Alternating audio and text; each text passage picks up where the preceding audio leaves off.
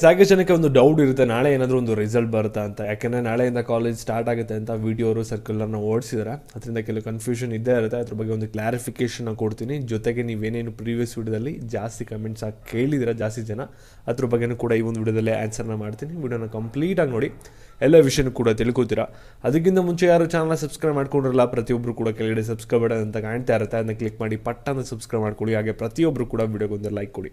ಯಾಕೆಂದರೆ ನೀವು ಕೊಡೋ ಒಂದೇ ಒಂದು ಲೈಕ್, ಒಂದು ಸಬ್ಸ್ಕ್ರೈಬಿಂದ ನಿಮ್ಗೆ ಇದೇ ರೀತಿ ಕಂಟಿನ್ಯೂಸ್ ಆಗಿ ಅಪ್ಡೇಟ್ಸ್ಗಳನ್ನ ನೀಡ್ತಾ ಇರ್ಬೋದಾಗಿರುತ್ತೆ.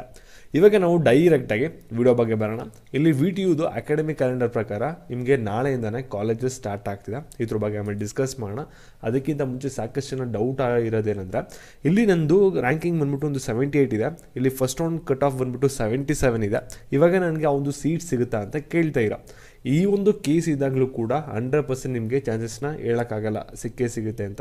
ಯಾಕೆಂದರೆ ಇದು ಕಟ್ ಆಫ್ ಮಾತ್ರ ಮ್ಯಾಟ್ರ್ ಆಗಲ್ಲ. ಇವಾಗ ಸೆಕೆಂಡ್ ರೌಂಡಲ್ಲಿ ಆ ಒಂದು ಕಾಲೇಜ್ ನೀವೇನು ಟಾರ್ಗೆಟ್ ಮಾಡ್ತಾ ಇರಿ, ಯಾವ ಒಂದು ಕೋರ್ಸ್ ಟಾರ್ಗೆಟ್ ಮಾಡ್ತಾ ಇರ, ಅಲ್ಲಿ ಎಷ್ಟು ಸೀಟ್ಸ್ ಉಳಿದಿದೆ ಸೆಕೆಂಡ್ ರೌಂಡಲ್ಲಿ, ಸೀಟ್ ಮ್ಯಾಟ್ರಿಕ್ಸಲ್ಲಿ ಎಷ್ಟು ಸೀಟ್ಸ್ ಅವೈಲಬಿಲಿಟಿ ಇದೆ ಅದ್ರ ಮೇಲೆ ಡಿಪೆಂಡ್ ಆಗುತ್ತೆ.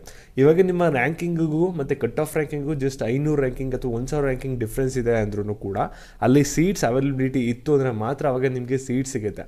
ಅಲ್ಲಿ ಸೀಟ್ ಅವೈಲಬಿಲಿಟಿ ಇಲ್ಲ ಅಂದರೆ ನಿಮಗೆ ಯಾವ ರೀತಿ ಸೀಟ್ ಡೆವಲಪ್ಮೆಂಟ್ ಆಗುತ್ತೆ ಆಗಲ್ಲ ಅಲ್ವಾ. ಅದನ್ನ ನೀವು ಅರ್ಥ ಮಾಡ್ಕೋಬೇಕಾಗುತ್ತೆ. Seat matrix cut off first round ಎರಡೂ ಕೂಡ ವೆರಿಫೈ ಮಾಡ್ಕೊಂಡ್ರೆ ನೀವು ಪ್ರಿಡಿಕ್ಟ್ ಮಾಡ್ಕೋಬೋದು ಫಸ್ಟ್ ರೌಂಡ್ ನಿಮ್ಗೆ ಆ ಒಂದು ಸೀಟ್ ಸಿಗುತ್ತಾ ಸಿಗಲ್ವ ಅಂತ.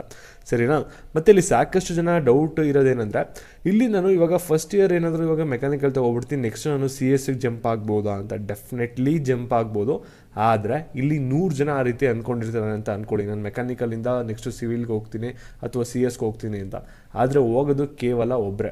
ಯಾಕೆಂದರೆ ಎಷ್ಟೊಂದು ಜನ ಏನಾಗುತ್ತೆ, ಪರ್ಸೆಂಟೇಜ್ ಬಂದ್ಬಿಟ್ಟು ಫಸ್ಟ್ ಇಯರ್ಲಿ ಎಷ್ಟೊಂದು ಜನ ಬ್ಯಾಕ್ಲಾಗ್ ಮಾಡ್ಕೋತಾರೆ, ಮತ್ತು ಕೆಲವರು ಕರೆಕ್ಟಾಗಿ ಪರ್ಸೆಂಟೇಜ್ನ ತೆಗ್ದಿರಲ್ಲ. ನೀವು ಚೇಂಜ್ ಆಫ್ ಬ್ರಾಂಚ್ನ ಮಾಡ್ಕೋಬೇಕಂದ್ರೆ ನಿಮ್ಮದು ಜಾಸ್ತಿ ಪರ್ಸೆಂಟೇಜ್ ಇರಬೇಕು, ನಿಮ್ಮದು ಬ್ಯಾಕ್ಲಾಗ್ ಇರಬಾರ್ದು ಫಸ್ಟ್ ಇಯರಲ್ಲಿ. ಅವಾಗ ಮಾತ್ರ ನೀವು ಒಂದು ಚೇಂಜ್ ಆಫ್ ಬ್ರಾಂಚ್ನ ಮಾಡ್ಕೊಳ್ಳೋಕ್ಕಾಗೋದು. ಸೆಕೆಂಡ್ ಇಯರಲ್ಲಿ ಮಾತ್ರ ಪರ್ಮಿಷನ್ ಇರುತ್ತೆ. ಚೇಂಜ್ ಆಫ್ ಬ್ರಾಂಚ್ ಆಗಿರಲಿ, ಚೇಂಜ್ ಆಫ್ ಕಾಲೇಜು ಅವಕಾಶ ಇರುತ್ತೆ. ಮತ್ತು ನಿಮ್ಗೆ ಏನಾದರೂ SNQ ಕೋಟ ಅಲಾಟ್ಮೆಂಟ್ ಆಗಿದೆ ಅಂದರೆ ನೀವು ಯಾವುದೇ ಕಾರಣಕ್ಕೂ ಕೂಡ ನೀವು ಚೇಂಜ್ ಆಫ್ ಬ್ರಾಂಚು ಮಾಡ್ಕೊಳ್ಳೋಕ್ಕಾಗಲ್ಲ, ಚೇಂಜ್ ಆಫ್ ಕಾಲೇಜು ಕೂಡ ಮಾಡ್ಕೊಳ್ಳೋಕ್ಕಾಗಲ್ಲ. ಅದನ್ನ ತಲೆಯಲ್ಲಿ ಇಟ್ಕೊಳ್ಳಿ. ಮತ್ತು ಸಾಕಷ್ಟು ಜನಕ್ಕೆ ಡೌಟ್ ಇದೆಯಲ್ಲ, ರಿಸಲ್ಟು ಬರುತ್ತೆ ಇವತ್ತು ಅಥವಾ ನಾಳೆ ಬರುತ್ತೆ ಅಂತ.